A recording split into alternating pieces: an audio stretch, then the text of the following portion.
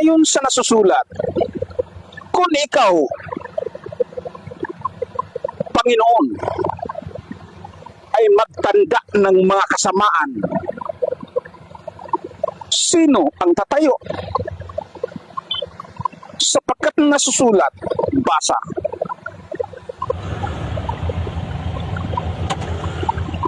sapagkat ang lahat ng tao nga ay nangakasala at hindi umaabot sa kalutian ng Diyos. Ayon sa nasusulat na sinasabi, mapapalad yaong ang kanilang mga pagsalangsang ay ipinapatawad at ang kanilang mga kasalanan ay hindi ibibilang ng Panginoon. Sapagkat kung sinasabi natin na tayo ay walang kasalanan, ay ating dinadaya ang ating sarili at ang katotohanan ay wala sa atin. Basa.